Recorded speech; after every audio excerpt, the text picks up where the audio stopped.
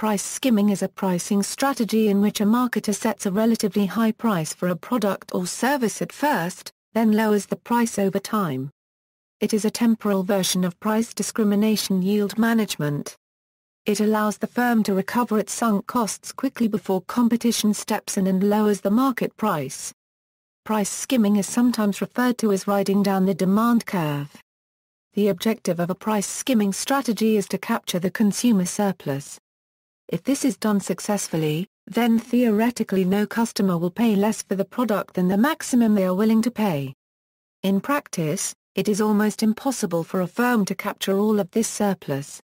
Price skimming is a product pricing strategy by which a firm charges the highest initial price that customers will pay. As the demand of the first customers is satisfied, the firm lowers the price to attract another, more price-sensitive segment. Therefore, the skimming strategy gets its name from skimming successive layers of cream, or customer segments, as prices are lowered over time. Limitations of price skimming: there are several potential problems with this strategy. It is effective only when the firm is facing an inelastic demand curve. If the long-run demand schedule is elastic, market equilibrium will be achieved by quantity changes rather than price changes. Penetration pricing is a more suitable strategy in this case. Price changes by any one firm will be matched by other firms, resulting in a rapid growth in industry volume. Dominant market share will typically be obtained by a low-cost producer that pursues a penetration strategy. A price skimmer must be careful with the law. Price discrimination is illegal in many jurisdictions, but yield management is not. Price skimming can be considered either a form of price discrimination or a form of yield management. Price discrimination uses market characteristics to adjust prices, whereas yield management uses product characteristics. Marketers see this legal distinction as quaint since in almost all cases market characteristics correlate highly with product characteristics.